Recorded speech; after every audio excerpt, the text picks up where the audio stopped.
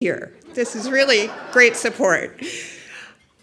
That strange comment came from me, Laura DuBois. I'm the president of the board of ADO, and I'd just like to give a shout out to my fellow board members who are here. If you guys can give a little wave.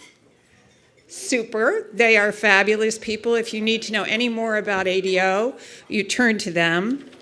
I am, in my other life, the president and executive director of the Picture House Regional Film Center. Please go to the movies. Thank you.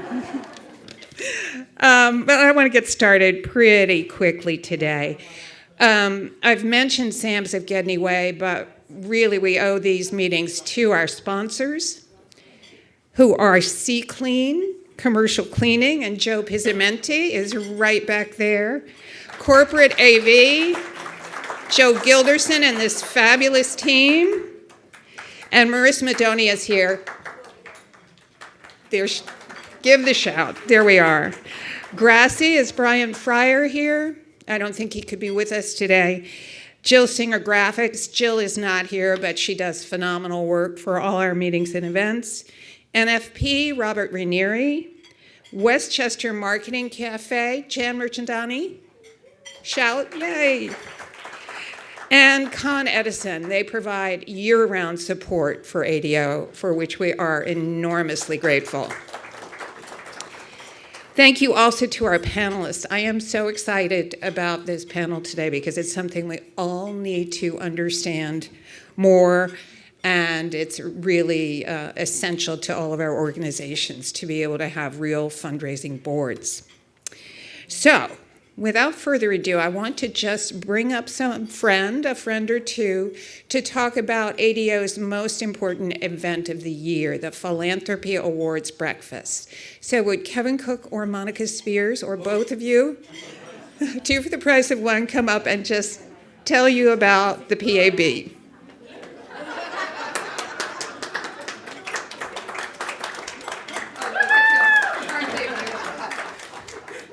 Well, thank you all so much for coming to share this wonderful event with us today. But I'm Monica Spears, and that's Kevin Cook. We're co-chairs of the Philanthropy Awards Breakfast, which we will be hosting on March 22nd, 2023, at Abigail Kirsch, Tappan Hill. Wonderful venue. You all love it. We love it. So we're really looking forward to that. And we have a little graphic. Some of you, I've already seen you with it, about the philanthropy breakfast. But the Philanthropy Award Breakfast is just a celebration of you, really. It's a celebration by the ADO of all of the people who make philanthropy work in Westchester. So it will be a wonderful celebration.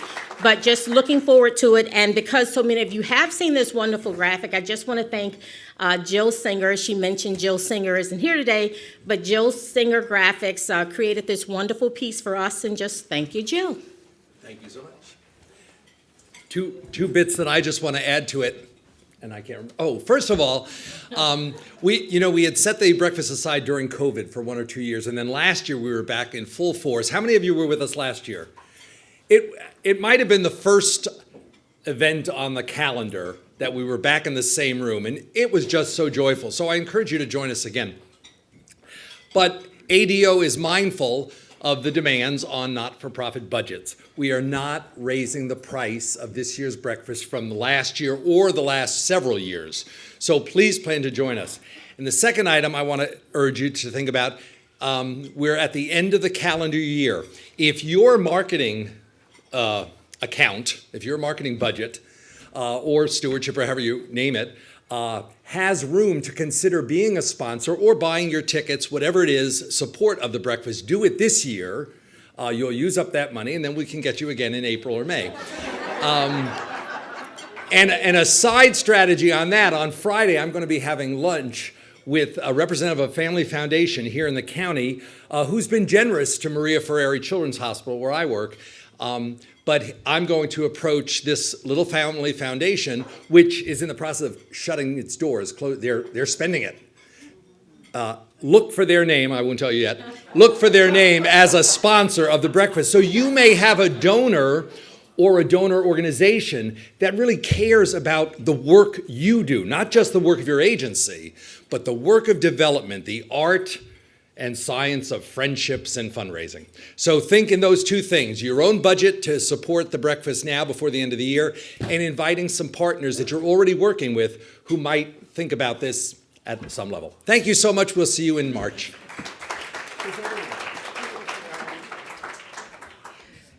All right, now I know who came to the breakfast. I'd like to ask who amongst you is here for the first time at an ADO meeting?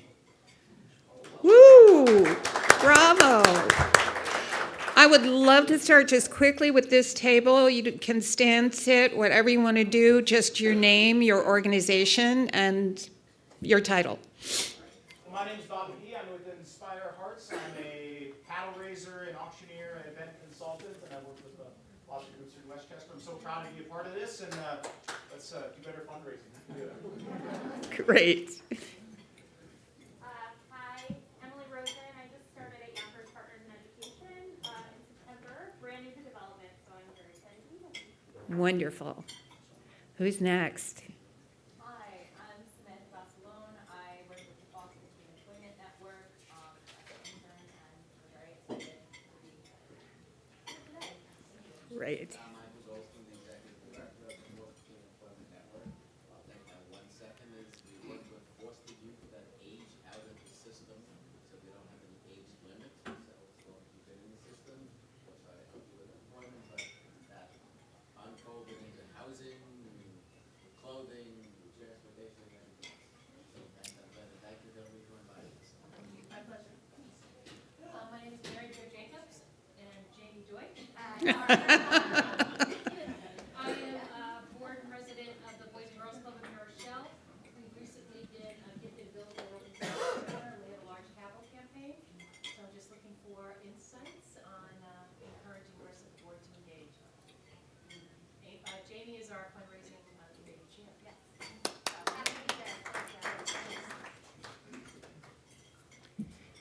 Table 3. I'm Charles Walsh. I work for United Way of Westchester and Putnam, and I'm a development associate, and I started in June. Hi everybody, I'm Tia McAllister. I'm the Director of Special Events and Development at the United Way, Westchester and Putnam. Happy to be here. Love the food, thank you very much. And I'm happy to work. I hope to meet a lot of you too. I just need to go around.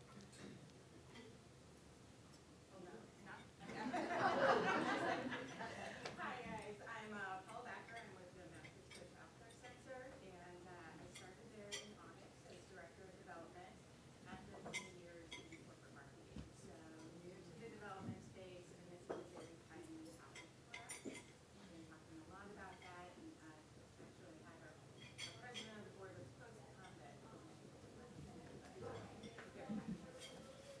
Great. All right, center row, you're up. I'm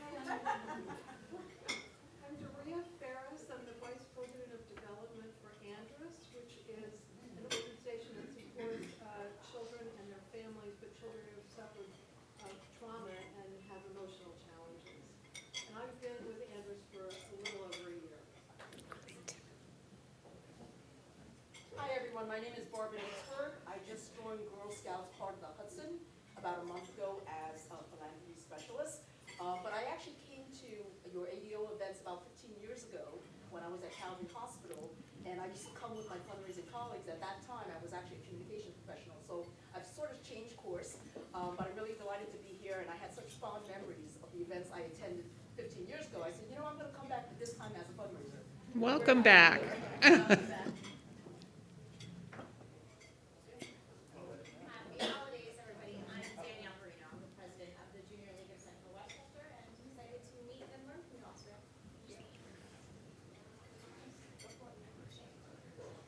Rich Stockton. I'm the Executive Director of the Greater Hudson Valley Council of Boy Scouts of America. Welcome. All right. Ready? Hi, I'm Sue David, the new manager of development and events at NAM. My passion is mental health for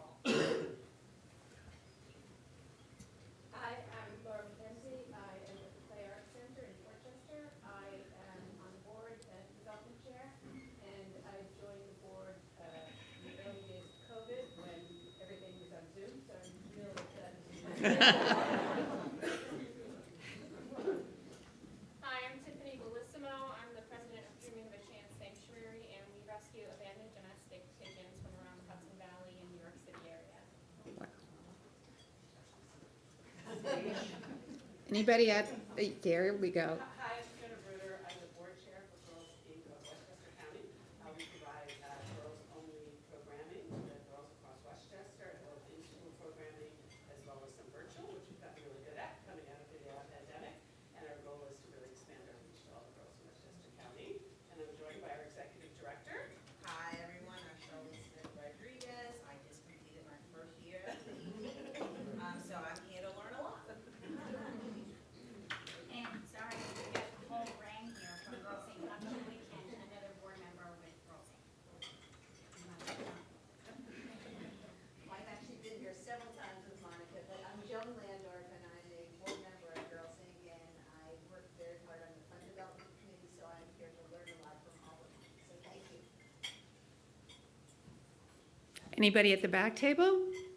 Ah, the veterans are back there. Go and talk to those people. We do this because it's always amazing and heartening to me how many people are working for different causes to make the world a better place. If you had everyone who's been here before introduce themselves as well, that would just be exponentially, obviously, greater. This is a wonderful group of people. If you're not a member, I encourage you to join. So thank you all. Jobs. Okay, I'm posting 2 jobs today. There's a wonderful job board for ADO, so go to adoonline.org, and if you're looking to post a job or if you're looking for a job, you can have a great place to post it. Anybody out here with open positions? Here we go. Hillary, do we have time to do that, or probably not? Okay. Sorry, we don't, panel. I'll encourage you to post them. And if you're looking or you know someone who's looking, please take a look online. Great. And now I want to turn this over to my fabulous. I'm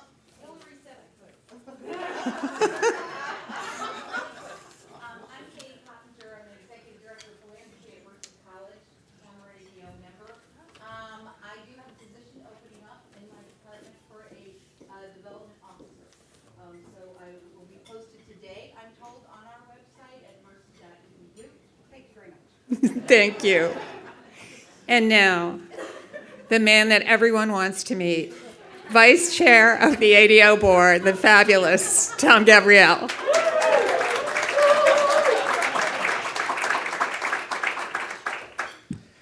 Thank you, Laura, for that impromptu introduction. Good afternoon, everyone. For those who don't know me, as Laura said, I'm Tom Gabriel. I'm the president and CEO of the United Way of Westchester and Putnam. I'm also the vice president of the ADO board. I'm also a Scorpio who likes sunset walks and Jane Austen adaptations and a whole bunch of other things. We're here today because we have heard from you all a number of times that we want to learn more about creating a highly effective board of directors, one that fundraises. Well, let's level set for a second. What is a highly effective nonprofit board of directors? What do they do? So hands up, how many times have your board members asked you to call Bill Gates? That's not a highly effective board of directors. And no offense to those of you who are board members in the room, please don't do that. Like, please. And it's certainly not to micromanage programs or to spend all their time obsessing over the color of napkins at a gala. There's more important things that we need our board of directors to do. So from entries like GuideStar and BoardSource and a host of other sources, there's 7 things that a highly effective board of directors do. It's the strategic planning for the organization at 30,000 feet. I think we'll all agree on that. It's making sure that the organization fulfills its legal obligations as well as providing financial oversight for the organization, so it's spending its money effectively. It's selecting and evaluating their executive director or CEO. It's recruiting and orienting new board members. And then the last 2 things are providing sufficient resources and serving as an ambassador out in the community. So literally, 2 out of 7 have to do with fundraising. That's 29%, which means if your board is not fundraising, or if board members are not fundraising, they're only giving you a 71%. That's a C minus. I think we all can do better than a C minus. So how do we get there? We're joined today by 4 rock star experts in this field that will share with you the how-tos and the why-fors to get their board of directors and to get your board of directors to be more effective and to fundraise. So I'm going to introduce them one at a time so we can really put the spotlight on them and make them walk up here and put them under that microcosm. So Karen, will you come up here? Please, thank you. Exactly. Karen, please, why don't you introduce yourself? Good morning, everyone. I don't generally need a mic. I'm Karen Erren. I'm with Feeding Westchester. I've been at Feeding Westchester since July of 2020. There were just a few things going on. Came up from Palm Beach County, Florida. And before you ask, the voice is from Arkansas, where I was born and raised. And this is my 3rd organizational leader position, but I came up through fundraising. So delighted to be here with each of you today. Thank you, Karen. Laura, will you join us?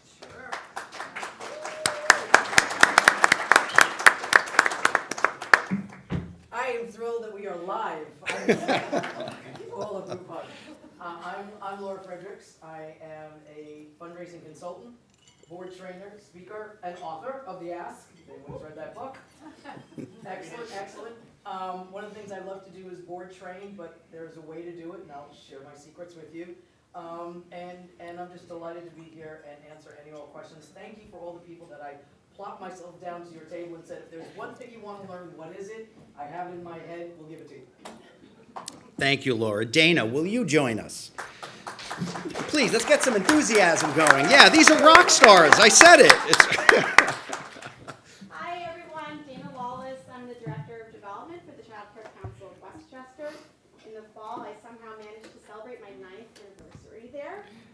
I'm a one-person operation there, so I know smaller nonprofits. I hear you. And before that, I did the exact opposite. I was at the Metropolitan Museum of Art in New York City. I got to manage all of the curatorial affiliate membership groups, and I have stories from the Costume Institute Gala as well. And other than that, proud Syracuse alumni, and two awesome kids.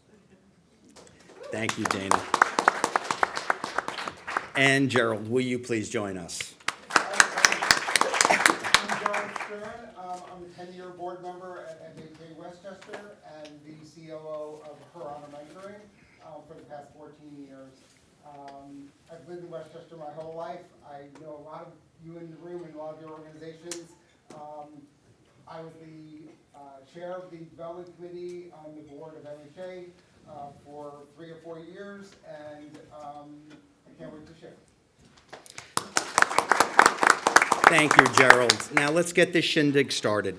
Please, panelists, can you define for us what it means at your organization to have board members fundraise? Is it directly making an ask? Is it making an introduction? Is it identifying people that they know? Is it just making large gifts? What does that look like?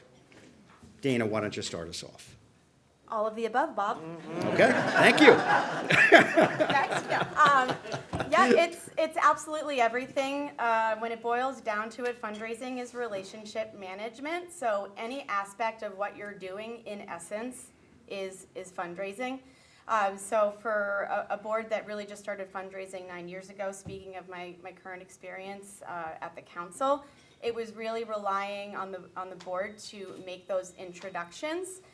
So getting them to council events, making introductions, having them come to other things that we are doing to get the foot in the door, so to speak, and then growing that involvement sort of customized per person. And so it's doing a lot more. It's all the front work that leads up to that ask, and then the ask is usually the easier part, but I think it's getting them getting their heads around the other part of it first to get them to the point. So it really and truly is all of those things. Yes, and I was adding here as well, like a big one that I have my board focusing on right now is participating in non-ask opportunities. At the council, we have a lot of things going on and a lot of audiences all at once, and so it's really encouraging our board to get our donors to see firsthand the impact that we're making in the community. So, great answer. I agree, D, all of the above. The only thing I would add to what you said is that advocacy piece. So every town's a small town, and in Westchester County, an area of 1 million people, that certainly remains true. So that advocacy and that ensuring that we get credibility from our board members. I think from my perspective, it is a lot of education for your board members to let them know what you're doing and how you're doing it. And so give them ways to communicate and participate in any way possible. Events that you have are terrific and they should always be involved in those. We do not have a give and get at MHA. We get most of our funding from the services that we provide, from the state, from the government and county. So when we fundraise, it's a lot of relationship building, as you guys have said, and it is participating in things that are not just the fundraising. Go to the events that you're having. Go to the times when people within your organization are being honored. Show the community that you're there and why you're there. I think when board members hear the word fundraising, they would rather swallow poison. And so I think it's... That's a t-shirt. I think it's very important about the words that we select. And for me, on all the boards that I've worked with, it's bringing them to their next fundraising comfort level. Right? My saying is take the best, leave the rest. Not everyone is going to be askers. Not everyone is going to be event goers. Not everyone is going to be ambassadors. But that's why you have a full board. And so my biggest advice is be careful of the words you select. And a lot of people want to know, how do I get my board members to open doors? Well, you don't say open doors. What you can say is, how about I just give you one line that you could use? And that one line is, you give me the line of, in one sentence, out of the 1.5 million registered charities in the United States, why are you here? One sentence. Call your friend, invite them out, share your story, and sit back. You have just fundraised. So the two things I heard from our panelists were relationships and then the necessity for communication. So jumping off from that, when in the recruitment process of board members do you start talking about fundraising? And is your development team, hint they should be, involved in the process of recruiting board members? Why don't we start with you, Laura, and then work our way back again? The moment you breathe, that's when we talk about fundraising. I've heard from a lot of, and I'm a board member too, so I can share this. I heard a lot that, it is a surprise. So all I can say is have written guidelines of what a board member is required to do. I mean, how many here have written guidelines? Okay, good. You need that as before we even recruit. That's number one. That they date and sign, by the way. Signing means, okay. So put your 1 to 10, whatever it is, and then recruit to that, okay? I think we get the person, then say, oh, here's what you have to do. And so I like it reverse, because everyone has different skill sets. So I think from the beginning, think about what your organization needs, and that list can change, by the way. It might be 3 things. It might be we need fundraisers, or we need ambassadors, or we need blank. But whatever that is, so that they know what they're signing up to. Numbers and dates are your friends. If you remember anything today, numbers and dates, okay? Don't say you have to show up at board meetings and committee meetings. What is that? Okay, you have to sign up for committee. Well, how many committees do you have? And so I think all the information up front will guide them to let them know this is something I can do, or more importantly, let me do it later when my schedule frees up. It's all about meeting people where they're at with their abilities to help you move forward. I really agree wholeheartedly, and I think that every board member is going to have a different way that they want to approach fundraising, and you don't need to really ask them to make the ask, you need to ask them how they can participate in communicating with people outside the organization, and giving them those tools. We have a very good process for developing, giving our board members or new board members an orientation package that has all the information about who we are as an organization, what we do, how we do it, what we want them to do. And I think that really helps in the long run. I don't think that we have the development department as involved as we should, but that's partly because we don't have that fundraising goal that many organizations have. And I think that changes things a little bit. But I think that I can't say it enough really, is that the education and understanding how they can communicate who you are and why people should give and why people should participate, even if it's as a volunteer, is critical. So I'm actually going to take a step back in my answer. I certainly agree with what both of my colleagues said. What's important about what Laura said is that we, as organizations and as organizational leadership, have to have clarity on what we expect from our board members before we can ask them to do anything, right? And so I think that we have to consider, I've been a development director, there can be some real battles in-house with your CEOs or with current board. And so you really have to do one of two things, either navigate that first or be navigating that simultaneously. Because if you don't have clarity in-house, you're not going to be able to optimize an external volunteer relationship.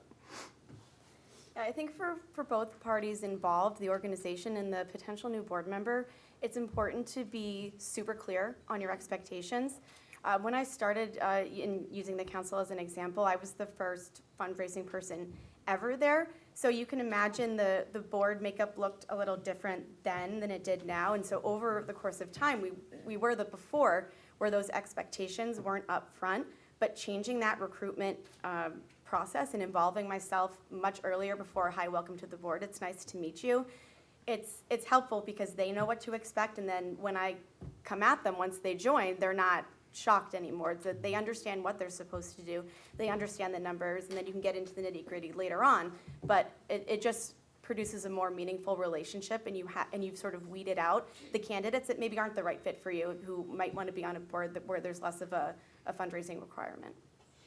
So one of the things I heard the panel talk about was a job description, for lack of a better word, and having this document where your prospective board members can sign off and commit to it. So quick show of hands, how many people in the room have one of those at their organizations? So Google is not just for looking up funny cat videos. Like literally put that in, you will be able to find samples, but you can also reach out to any of us or your colleagues, those who had their hands up. We're happy to share, and then you just cut and paste and change the names. It's an important thing to have when you're recruiting new board members. You talked about give or get policies. How many of you have give or get? Gerald, you said you didn't. So Karen, Dana, well, obviously Laura, in the past I'm sure you have. No, never. Ooh, interesting. Nope. Okay. No. And I'm probably in the minority, it's okay. When I was the vice president at Pace University, it was myself and the president would sit down every year with each board member and say, let's talk about the stretch gift you can make this year. And I think that's fair, because I don't think it's fair to require someone for 3 years, 6 years, 4 years, whatever, to give $10,000, $25,000, because people's lives change. If we learned anything over the last 3 years, we don't know what we don't know. Right. And some of my board members could easily give $10,000. Many could have given $1 million.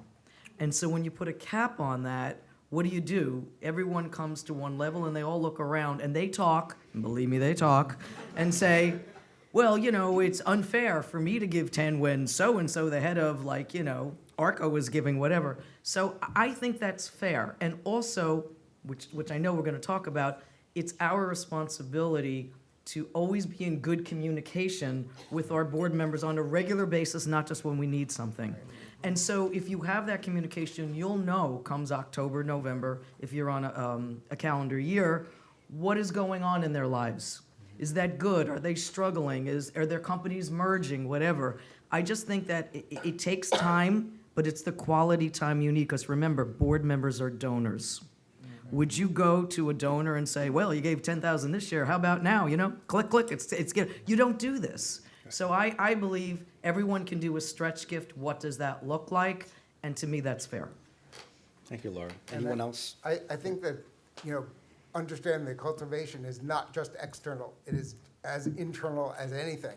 And setting the goals and really letting your board members know what the goals of the organization are and where you're going leads to them saying, I can give at this level or that level. And really, if they don't know that, if you're not clear about it and share with them those strategic goals, it's very difficult.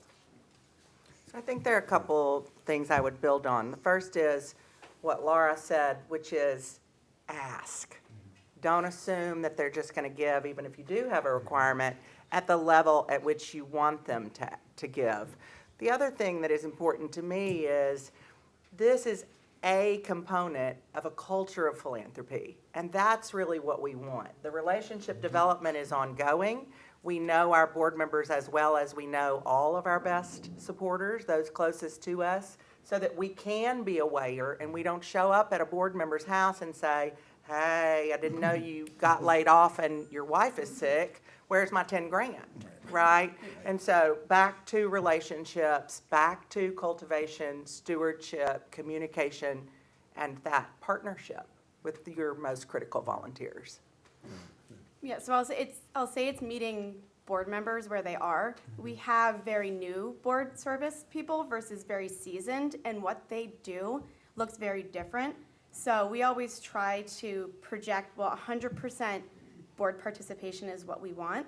It's going to look different for someone who's never fundraised before versus someone who gives me their Excel file of their donors. So I think that's one thing. And then just as a caveat to that, yes, we have a board commitment, but what I should have tattooed on me that I say every single time is that, yes, this is the board commitment, but this is the floor, not the ceiling, and really trying to bring that home. And then it's working one-on-one with each board member at where they are and understanding of what is possible, where can we stretch this year. So it's a sort of a hybrid mixture of both. Can I shout? Yeah. I'm wondering if you can speak to how you budget in that scenario. If you don't have a floor, how do you know what to put in the budget? So a lot of it is relying on some past performance of averages of what board members have done with our more seasoned board members, and then sticking to that baseline board give-get for the newer board members. There's some things that we can come to expect or can prepare for the next year when I have those conversations with board members about what's possible for the next year. So it's more of a customized effort or approach, perhaps, but it's one that's worked pretty successfully for us. So the next topic is one that we are always coming to from the perspective of ensuring that the work that we do in the community is reflective of the communities we're serving. But let's talk about it from a fundraising perspective. What is a diverse board, and why is that important to fundraising? So Karen, I'm going to start with you. Sure. So the world ain't what she used to be, right? And so in food banking, I started in food banking in 2005, and I promise you that a great deal of the mentality in food banking in 2005 was, you'll take the food we give you and you'll be grateful for it. That is not today's world, and I'm glad to say that. So what that means to me is we are very intentional and sort of relentless in focus, because I think you have to be, at centering the voices of those with lived experience. And so there's a lot of talk about this right now, particularly in fundraising, right? Who is driving your work? Is it your largest donor, or is it those you are serving? So I know this isn't exactly what you asked me, Tom, but y'all, if your organization is not thinking about that right now, you are missing out. If your organization is not talking about equity, you are behind. And so what's important at Feeding Westchester to me is that as we've set expectations for the community, as we think they shouldn't discriminate, anybody who needs food should be able to come and get food, we first have to hold a mirror up to ourselves and acknowledge what are our own shortcomings when it comes to serving those that we are serving.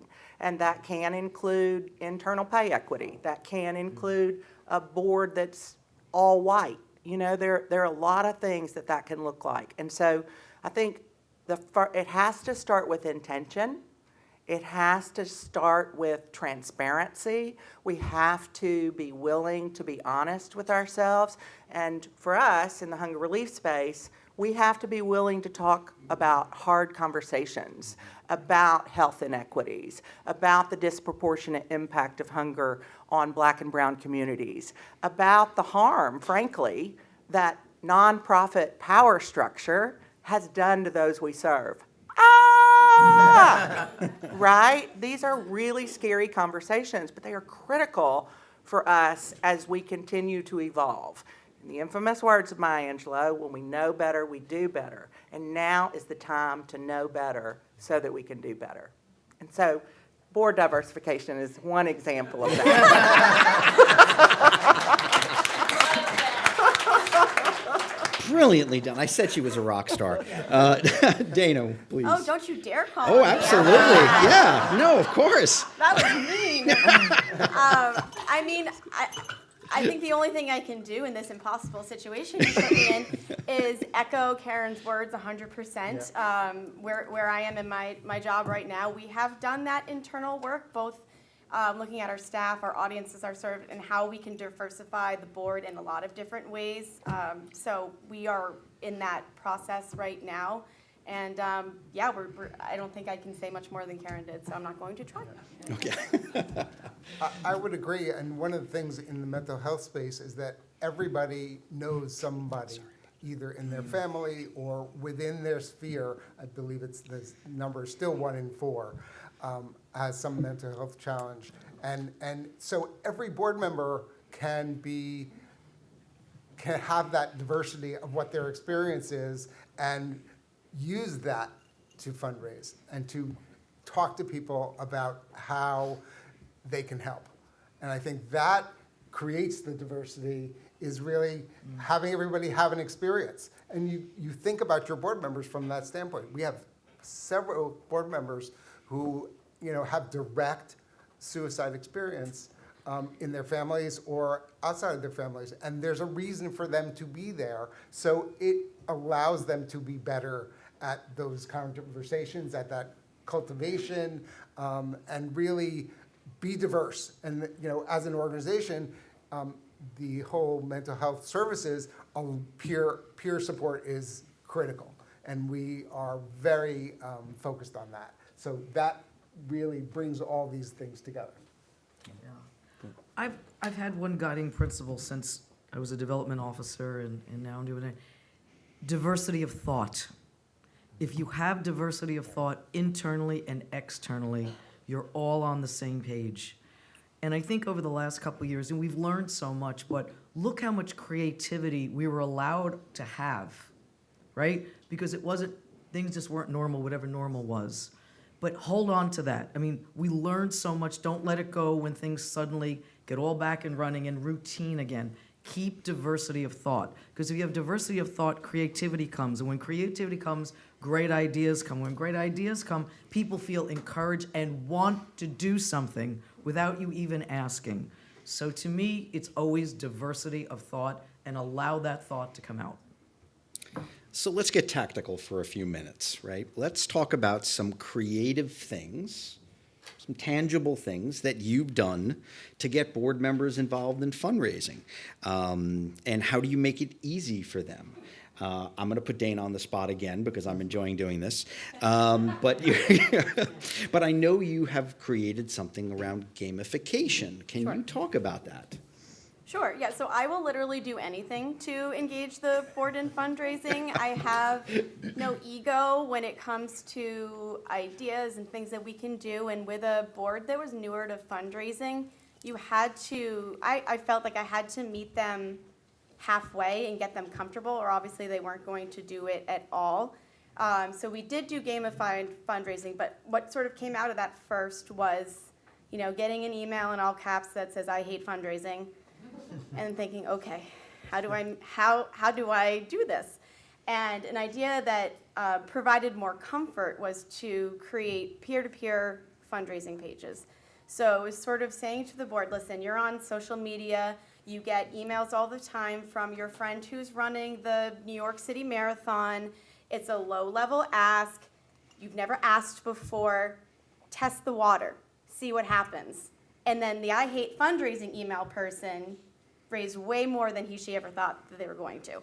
So it's sort of just, they have this fear, and just giving them this opportunity to do it a little bit differently. And so now we still do peer-to-peer fundraising for Giving Tuesday every year, but now it's grown from comfort levels, like, okay, we got it, we want to use it again, and now it's developed into this friendly competition amongst all of them, which I'm like thriving for right now. Because that has really motivated them, because they can go on the page, anyone can see, this person did this person did that. I get the phone calls, Dana, you got the check. Did the check go on my page? Can you put the check on my page? And then even we did a board thankathon recently, and one of the board members came and she handed me a cash donation, and she said, can you please go in? I really want to beat this other person, and if this goes in, I'll be in fourth. So I think it's that development over time, and just trying to really just meet them where they are. And of course, in an effort to try to shake things up, I think our joke at the council is we're here for the kids, but dogs seem to fundraise really well. So let's do a dogs versus cats for kids gamified competition. And at that point in time, I said, let's mix it up. I put the board members into teams, and then I wanted to sort of see that out. That was my beta test of seeing how putting them together in teams, and they sort of rallied behind that competitive spirit and was also incredibly successful. And yeah, people come out of the woodwork and post pictures of their dogs. So that was something I learned, and the board had a lot of fun with that. So, but all of those things are only successful when you prepare them properly before doing so. So writing the template email from them, writing the social media post for them. If there's a script for a certain person, is it a recurring donor? Is it a new person? We are very hyper-local, so is it the pitch for make a difference in your backyard? Is it someone who's in the city and you have to work a little bit harder to get them to care about something perhaps up in Westchester? I always say to them, if you are trying to do something for us and it takes you more than 5 minutes, you need to call me and I will do it for you, so that I'm preparing them to be our best ambassadors. And if I don't provide those materials for them, then they can't do that. And then along the way, that's just evolved their comfort level. So I'm sorry to interrupt everyone else before they answer this important question, but I have to ask, did dogs win or cats win? Dogs won. Of course.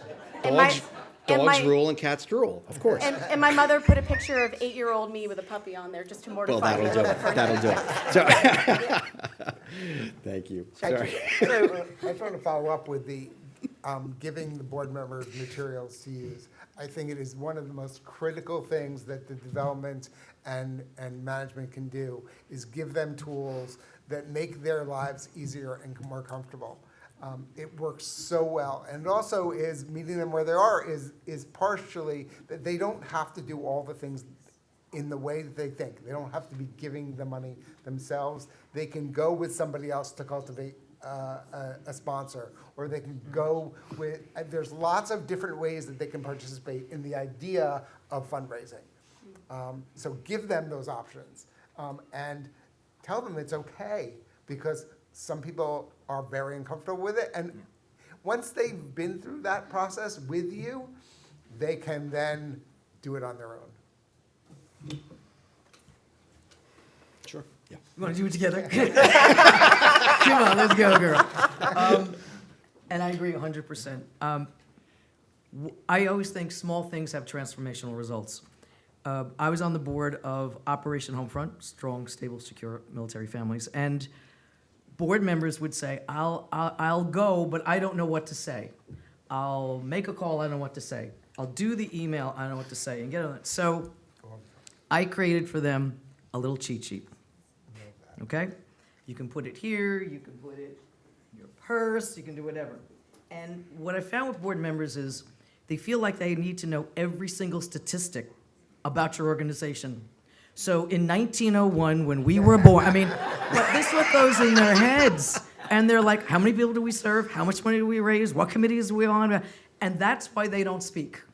I know this, I know this, I know this. So let's make it easy, right? So created, it can be any way. I've done this for 19 organizations. Just whatever stats you want, okay? Just a side note, I was sharing this, I was working with Dress for Success, and the problem was we were 90% in kind with the stuff. We had no money, okay? So what we did in this card was show the 5 steps of what it really takes. First is to find the women to come who need the help. Second is to talk to them. What kind of job do you want?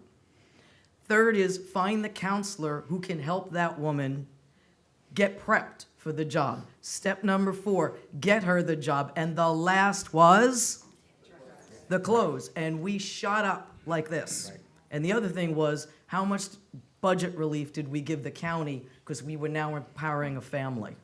Okay? No one got it until they saw the visual. Now, as an author, this pains me. Nobody reads. Nobody reads, all right? Do it in a graphic. And when they sit there and they have to go to the gala, they have to go to the meeting, they have to write the email, and they take this out, I'm good to go. Okay? And if there's one word you remember this afternoon, one word, lamination. Laminate the card. Why? This you throw away. This you don't throw away. And the neatest thing is sometimes when they're on the donor visit, they'll sneak it out and the donor's like, whoa, what is that? Right? And then they want them. And so just give them a visual of what you want them to say and update it every year. All right? Good to go. Lamination. So one of my most favorite phrases that I can say in public is meet us where we are, okay? And I cannot emphasize that enough about your board, your volunteers who are dedicated to your organization and to your mission. So just want to do a brief experiment. How many of you work for an organization or are a volunteer at an organization that is more than 40 years old? Wow. All right, so how many of those boards have term limits? Okay, that is a small percentage of those that raise their hand, 40-plus-year-old organization. So what happened is board member expectations have changed. 40 years ago when some of those folks joined your board, they had a hammer in their hand, and that's what they were applauded for, and that's what they were appreciated for. And so again, and I'm sure y'all love me, I told Hillary and Tom they may fire me, and I'll be wearing the pig nose. But here is the deal, is what do you most want to accomplish? So I'm a basic needs girl. This is my 4th nonprofit, all of them 30 to 40 years old. None of them, when I got there, had term limits. We've done a successful capital campaign at each of those organizations, the 3 I've been at prior to Feeding Westchester, and on average tripled raised revenue. Okay? So what do you most want to accomplish? Board members are super-de-duper important and valued and valuable volunteers, but y'all, there's a whole community out there. If you do not have philanthropists, then you go meet philanthropists. And you can change the makeup of your board. I appreciate what Dana said. Absolutely. Y'all got time to wait on all that to raise that money we need to raise so we can do what we need to do this year? Right? And so it's a partnership for sure, but I would say, and my team is probably like, oh, please don't say this out loud. But I would say to you, do not say to me, I can't raise that money because the board's not raising it. Right. Thank you. Yeah. You all talked about, to some degree, scripts and preparing board members with information. So I will shout out the team at the United Way, Margaret Tramatine, our Chief Development Officer, Takia McAllister, Sean Walsh. Yep. One of the first things that we all did when we got together and put those brains together was create a 30-second elevator speech, a 60-second elevator speech, an 8-minute elevator speech, because frankly, the United Way does so much, it takes about 8 minutes to explain it. Sorry how I low-key got that in there, Karen. And share that with board members. One effort. Can I add something? Yeah, please. Which, don't be afraid to do it for yourself. When I was a baby fundraiser, y'all, I literally, my first board member, and you start safe, right? My first board member, I was like, will you please give me a gift of $500? And then I was like, shit, I meant 5,000. So literally, anytime I was asking for a super big gift, I would have something that had the number so that I could look down and not all of a sudden, cut my own self off at the knees. So don't be afraid. Don't think, oh, I have to know everything. I'm providing scripts, thus I don't need one. It's okay. Give yourself a cheat sheet. Yeah. Hey, it's a lot of fun to improv, but I have notes. So I have notes. They're ready. I should have notes. So look, you can't have a conversation with about boards and fundraising without also talking about those board members that just take up space, that don't fundraise, that don't come to meetings, that really aren't adding value to an organization. So how do you engage them? Or alternatively, how do you broom them? I don't have an answer. I'm not going to put Dana on the spot with that one. So that's okay. So a couple things. I want to make sure that there's a distinction, right? Mm-hmm. You may not fundraise, but you can still be a board member that contributes and contributes significantly. And so there is a difference between a board member. There can be a difference between a board member that doesn't fundraise and a board member that doesn't contribute. Right. And so that's one of those places where, as an organization, you need clarity. Are you only open to every single board member raising money? Are you a board member of philanthropists? Are you a board that has diversification of thought, diversification of talent, and diversification of contribution? And that's an internal decision. We all know that some of our colleagues have two. They have their governing board and they have their fundraising board. That could be an option for success, right? But I think it's dangerous, and my dear friend and colleague did not say this. I'm saying to all of us, it is dangerous, in my opinion, to say a board member that doesn't fundraise doesn't contribute. I think it gets back to what we've all been saying about if you're in good communication with each board member, you'll be able to. I just did this with one board. We had to have a serious conversation with two board members that we knew their lives were getting a little complicated and they simply weren't showing up. To your point, it wasn't me about fundraising, it was about showing up. Number one, we wanted to make sure that we knew enough about what was going on because they weren't showing up. And we just said to them, is this still a good time for you to be a board member? Open-ended questions win the day. Say, sit down, is this still a good time for you? Because many of them want to be on your board, but they need a break because something's happened in their lives, but leave the door open for them to come back. And 9 times out of 10, they feel relieved that you've come to them. They feel guilty that they're not doing it. Believe me, they're not out there sitting, how many board members, meetings can I avoid? Right. And for you to catch me. So I think if you have those ongoing, you'll get a hint of what's going on. 2 of the board members had just gotten huge promotions, and they were overwhelmed at work. And they just couldn't do it. One got way up on Comcast. And we just had to say, is this still a good time? Let's talk. And they're just like, if you could give me a 2-year break and put me in the nomination to come back year 3, I'd love to do it. And I think that is the humane, nice, ongoing, remember, it should be an ongoing dialogue with your board members. I learned this way too late in my career, and I wish I had known it earlier. It's just ongoing. I mean, you should just pick up the phone and say, hi, what's going on? Yeah. Is everything okay? What are you doing for the holidays? Nice and light, like you would a friend. And you're gonna get more from that person because you're a person showing up for them.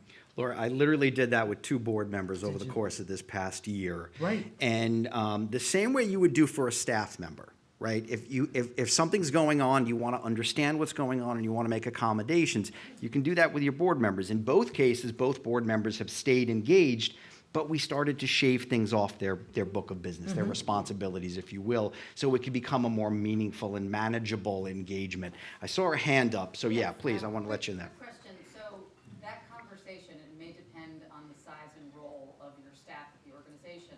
Is that conversation with a board member by staff, by a development director, executive director, or is it the board chair? I mean, where does it cross? It depends on the line? size. I mean, obviously, you're very, very small. It could just be the executive director. Well, in any conversation, is who has the strongest relationship and what your boss will allow. So if you're the CEO, I would think let's say you're the CEO and I'm a staff member and I know this board member pretty well, I would say to you, perhaps we should go together and talk to him and say, is this still a good time for you to serve? Let's talk about it together. So that doesn't put it on you because I know the information. We go together. Okay? Just who has the strongest relationship, don't leave them out of that conversation. Just because you're the head of the organization doesn't mean you should always be that person. Go together. Yeah. Go together. Is that answer? Peer-to-peer is also really helpful. So pairing a board member too, because they're in the same, position as someone else, and so having that peer-to-peer accountability or willingness to have those conversations with your board leadership will also be very productive. Yeah. And please, as you're strategizing around that, make sure you're talking to your development officers and professionals. Jan, I'll see you. Yeah, go ahead. Yeah, just by way of context, can we just get an idea of how big the boards are that we're talking about? It doesn't matter. I mean, for me, I've done from 5 to 45, so I try to apply the same principles, but I really encourage you to have term limits. We all love structure. I've heard a lot from people that I've talked to that there aren't term limits. Yes, there's pros and cons, but what happens was when the younger people go on, they see the seasoned people, and they step back and you don't get anything from them. So my suggestion is have an emeritus board that you work just as hard as you do your board. We just introduced board limits a couple of years ago, and we're seeing the results of that effort, for sure. Yes. No? Yes. It opens the door for its own conversation too, even if there isn't a super strong relationship with someone. It just allows for an easier conversation. It allows for, a more formal check-in. And, like you said, someone might be having a bad year, so it's like, okay, yes, what I've said before, we want 100% board participation, but what is comfortable for you right now? What can you do? How can we figure that out? How can we work together? So, I find that people are in favor of board term limits until they figure out they're going to impact them. well, that's fair. So the only thing I'll say is that Feeding Westchester, a member of Feeding America, which is a national organization that has 200 food bank members across the United States, I find that this is cyclical. And what I mean by that is in the 2010s, for those of us who were here, it was like, if you do not have board term limits, you are practically worthless as a nonprofit. Like, it was funders wouldn't fund you if you didn't have board term limits. Like, it was a very hard line. At least amongst the Feeding America network, that pendulum has swung slightly. And what I mean by that is our new contract that we'll sign next year does not require board term limits. However, if you don't have board term limits, each board member and the full board need to do an annual assessment of themselves, right? And that uncovers some of the things that we're talking about today, which are, how am I contributing? Am I clear on what my organization expects of me? And am I meeting those expectations? Being on a board that is mostly governance, it is easier, and we don't have term limits, but we do have an ongoing conversation with board members about how they participate, whether it be fundraising or whether it be part of governance. It's important to us to bring them on for certain purposes and to benefit them, but also to benefit the organization, obviously. And I think that, again, it comes down to, we've all been saying it, is communication, communication, communication. There should never be a time when a board member is sitting there just being able to sit in the background doing nothing. Somebody should always be talking to them. So we've got time for about 2 more questions before we open it up to all of you for a Q&A. we've talked about, someone mentioned a thankathon. I think that was you, Dana. Yeah. And do you consider board members getting involved in thanking part of the fundraising process? And do you engage board members in fundraising? You've obviously done that, so I won't put you on the spot again, but Karen, Gerald, Laura? Yeah, so stewardship, right? And one of our most valuable tools in deepening relationships. And so what I mean by that is, yes, over my career, I've had thankathons, which, again, it sort of meet us where we are. What is the culture of your organization? What is the culture of your board? And what is the breakout of your board? So we've had board write thank you notes. We've had board make phone calls. And when you talk about is that part of the fundraising process, yes, I believe it is, because it is that stewardship piece. It's that cultivation, deepening of their care and involvement for our organization.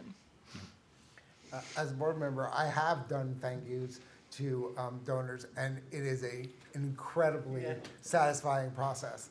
And if you can engage your board members in any way to do that, whether it's one person, 2 people, 5 people, a list of 10, they will ask you to do it more, because it is great for them, because people can say, oh, I'm so glad you're involved in this organization. It was such a pleasure to do this. How can I do more?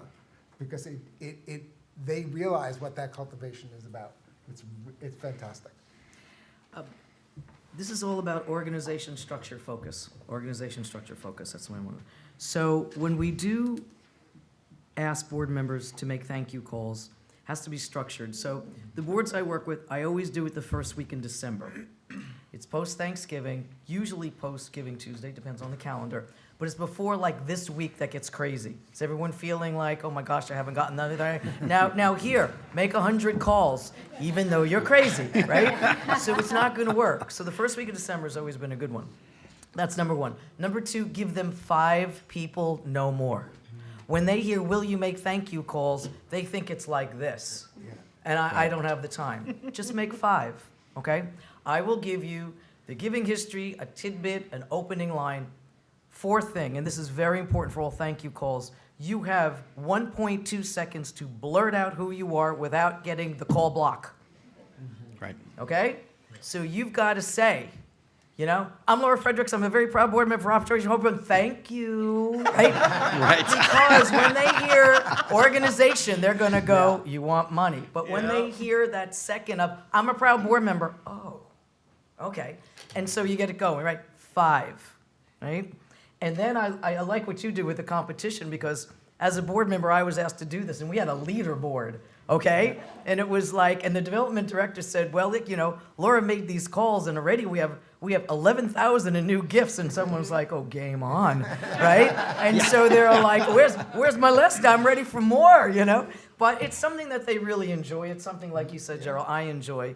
But really structure, right? First week, 5 names. Give them a script, blurt out that they're a board member, and then, if you can, take some notes and get it back, put it in the database, because if it's not in the database, it never happened, right? Because there's like, next thing you know, you're at a gala, and you're like, oh, weren't you the board member that called me? I don't know, was I? So anyway, put it back in the database. If I could add 2 things to that. We did, the day after Giving Tuesday, we did do a board thankathon. Unfortunately, I did the right thing. I gave them about 5, maybe 10. But it was super successful, and I had recently, just logistically in fundraising, and aside from the board, I read that when a donor is called and thanked by a board member, they're statistically 75% more likely to give again. So that's just one thing to take into consideration. And then 2, for the board member who says, I don't know anyone, my list is small, strategically assign them some of your ongoing donors so that they can create a relationship with those new donors and grow that involvement over time. And like Laura said, put it in your database so that when you're at your gala event, you remind them to go find this person that they spoke to, and then you are helping them create those relationships, and then everything goes from there. You can also engage board members in not just individual donors, but in sponsorship. That's a very big thing, that you can go with your board member to a sponsor to thank them, or call them together, or have a meeting with them. That gives them a lot more comfort in being able to do that with individual donors going forward. So I know there's a couple of questions, but let's just get this last one out before we open it up to everyone else. Karen, you talked about a board of directors and a non-governance board of directors. Well, I know this discussion today is about a board that fundraises, but can you talk about engaging non-board members in fundraising? So this is one of my favorite things because I'm a basic needs girl. My boards were, I've never come to an organization with a strong fundraising board, okay? And so, you know, the old saying, which actually I hate, which is ask for advice, get money, ask for money, get advice, right? I think ask for money, get money, but anyway. One of the things that you can do is make a wish list. Who do you wish you had access to, and do not say Bill Gates? Anyway, and what I mean by that is, people love to talk about themselves. They love to give you advice. And so I've had really lovely educational conversations with folks. I'm at this food bank, and really we are looking, previous communities, let me add, but we are looking to increase our philanthropic profile in this community. What advice would you give me? Because I have seen what you have done for the ballet or for the symphony, or, you know, okay? So identify those volunteers that are transformational. They may or may not be the person that has their name on the building, right? Okay? But there are connectors in every community. And if you don't have any, then I call it hopscotch, right? Who can you get to sit down with you to give you counsel and to advise you? And that process alone of having those conversations and getting that input and advice from true transformational philanthropists, it will help you elevate. Because the last question is, when you think about our mission, is there anyone in this community that you think we should be in touch with that I might not be thinking of? I'm done. I mean, as a board member, I know that is very helpful to know what the wish list is. Yeah. Who do you want to connect with in the community? You can always find a board member who has some degree of separation to that company, to that person, and it just makes it so much more comfortable and successful. Almost, I would say your percentage rate of being successful just goes up exponentially. That information, that communication, that we've already planned, we've already done the research, and here we can help you. This is a variation of it, but it's of the boards I work with. I make sure that there is the friends of, youth of, the younger generation, because the number one demise of any nonprofit today is that we're not finding new donors, and your new donors are coming from a younger generation. And I find that they have amazing thoughts, amazing advice. And it's not like, here, you circle, sit over here, raise money, and you can have the table in the back of the room. This is like, come to the forethought, what's your thought? And they like to be mentored. And this complements a board member because they love to talk to the young people in the community. And the young people in the community want to move up. So it's a win-win, but always have some kind of friends of, youth of, because it's a two benefit. You're also doing succession planning. And so you can't turn around all of a sudden like, the movie, and then there's no one on the board. You have succession planning, and it's a natural, okay? And there's one last thing I just have to plug in here. In addition to this is, how many people here think that their board knows what the top 3 fundraising priorities are for your organization? Raise your hand. That is pitiful. It is our job to always tell them, and I put it on the forefront of every agenda you have, what are the top 1, 2, 3 fundraising priorities. It's nice for them to know the stats. It's nice for them to know the staff and on. But if they don't know every single day what is important to your group, and that's what are the fundraising priorities. It could be simple. It could be find new board members who will bolster and strengthen us. It could be let's start a strategic plan. It could be let's launch, finish, complete, start again, a capital campaign. They have to say the same thing, because when a board speaks in unison, that is the best board you can have. You have to constantly tell them What are the funding priorities? Sorry, I had to put that in. No. And I actually have a question. How many organizations in this room have a junior board? Have a board that specifically is trying to get to that Friends that of, place? youth of, Interesting. Yeah. 2? Yeah. Interesting. Yeah.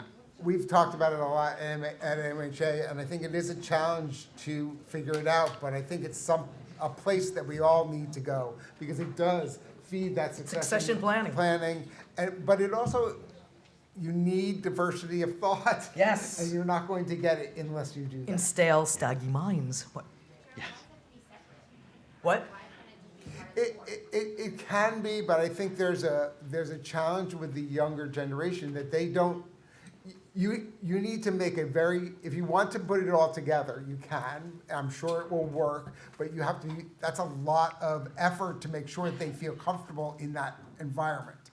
If it works, that's great. I'm just saying. Yeah, it depends on the type. It depends on the. I'm a depends on geriatric what you're millennial doing, too. paying student loans and paid for childcare for like 6 Yeah. years. Yeah, I mean, I think it could go either way, Yeah. but I think that it may be more effective when you start out to have it be a separate thing, and then you can Invite them to join. Invite them to join, really. That is something that we did at the Met. We had membership groups for these curatorial departments, but something we instituted at that time, understanding that we had a certain demo of donors and we were looking at the succession planning for the museums, that we created under 40 membership for those same curatorial groups. And their dues were at a lower price point for that very reason. It was an entry level. And then right there you have your prospects for anything else that you're trying to do as they grow with the organization. And doing like meeting them where they are. What do they want to do? They want to have fun parties on the roof at the Met. So throwing that for them or making those opportunities and sort of going out of looking at them and saying, well, how do we get them? How do we get their attention? And then how do we do that correctly? So Just to come back to your point, Gina, is that it depends what your organization does too. If you're in mental health, the younger generation might have a very different view of what their needs are versus the older generation. So I think you just have to be really aware and think it through. But it's important. I really think it's important. I'm hoping that we will get to that point where we can do that. Yeah, that's how you can. You just start pair it. them. Yeah. I mean, you can have meetings together, or you can have them to come before or after your board meetings. They want access and they want to move up. Right. And they will stay with you if you give that to them. Because poll them. The other thing is, what do you want? What would be your experience? Just like talk to your board members, talk to your youth board. What is it more important to you? I guarantee they will say, we want advice and we want to move up. We want to hear from them and move up quickly. Yep. we do have a board buddy system where we pair the more Yep. seasoned or older board members with our newer board members, and that has proven to be pretty successful. That's great. I know we had a question from over there. Yeah. What's the question, sort of comment of how many of you have, or do you recommend, because we've done this, one for diversity on our board is we've taken some of the youth population that we work with, and we've asked them, and we've made them board members. It makes them feel good inside, as opposed to use that, wow, Absolutely. I'm on board. Type of like, it makes them feel good, but we've also done I raised my hand when you had to thank you. We're having actually them, we're just starting having them. That's great. That's a great one. We have industry board seats and think it's incredibly important to have industry board seats sitting on here because they are the audiences that we are serving, so we do that as well. So what are the questions we have from our audience? We covered it all. That's right, yeah. Yes, please. So, just going back to giving on a board, we talked, you all spoke a lot about the give or get. If you do that, that some people aren't fundraisers, they may have ideas and talents. So this is a two-part question. One, what do you do when those talents and ideas aren't a match for the goals within the organization? And also, when you have a generous board member who's given historically, but their giving starts to become directed, whereas maybe they would give $30,000 annually from their foundation to your operations, but now they want that to underwrite a program that they want to run and create the budget for. So those are sort of. Sounds like Karen wants to answer. So I moved here from Palm Beach County, Florida. And we would call that second piece captain of the industry syndrome, right? And what that means is, it's one reason why, everybody in here, who has a strategic plan? Okay. If you do not have a plan, get you one. Because it gives you cover along with everything else, right? Yes. Golly, that is the most amazing idea I've ever heard. That would cost $5 million to implement, and you want to start us off with a $5,000 seed grant. And I'm afraid that's not within our strategic priorities right now, right? And so, yeah, because listen, we talk at Feeding Westchester, y'all, I got a million good ideas every single day, right? Which A, is exhausting for the team, and then B, distracting. And so the tail does not wag the dog, right? We've all had to say, no thank you to a gift, right? You have to be willing to say no thank you to a gift.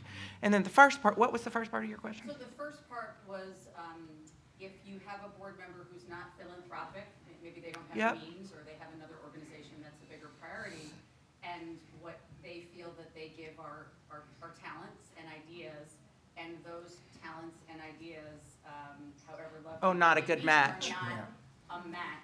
What's for your what position, if you don't mind my asking? Director of Development. Yeah, so to me, that's a board-to-board conversation. Not just the development director, but the CEO needs cover, right? Because that is a very uncomfortable situation. And my expectation would be that if the development director sees that, then you're not the only one seeing that. And so that's a conversation with your CEO, and then, I don't know your CEO or your organization, but then perhaps either they have a relationship that means they could have that difficult conversation, or that's nominations, that's board chair, that's. Right, because as a staff person, Yeah. you're always gonna say, thank you so much, but if you don't have the power to. That's right. Right. Okay, thank you. Yeah, So Yeah. you raise a point about people shifting priorities. So, the second part was, so someone's giving you 30,000 general operating, whatever we want to call it, and now they're going to a pet project. Use what we learned over the last 2.5 years. People got a real good look that unless they give you money that you can use immediately, you're going to go away. So if someone, even in capital campaigns that I'm doing, like they want to give capital campaigns, that's good, but right away say it's going to cost this general operating to do the same thing for us to get here. They're willing to have that conversation now. Bring it back. Remember, you were the ones who helped us stay here. We're counting on you to help us stay here while we build. Let's talk about the gift that will be split this way and this way. Don't leave operating money on the table. They get it. For the first time, foundations are giving way more money for general operating, which they never did. It was a prayer. It's been answered. Don't let them down. Tell them this is what you need. You all knew that you were there. And anyone who has given you $1 from March 20th, 2020 forward, they are your legacy donors. This was a time, and I know that goes into planned giving, but this was a time when no one would expect anyone to give $1.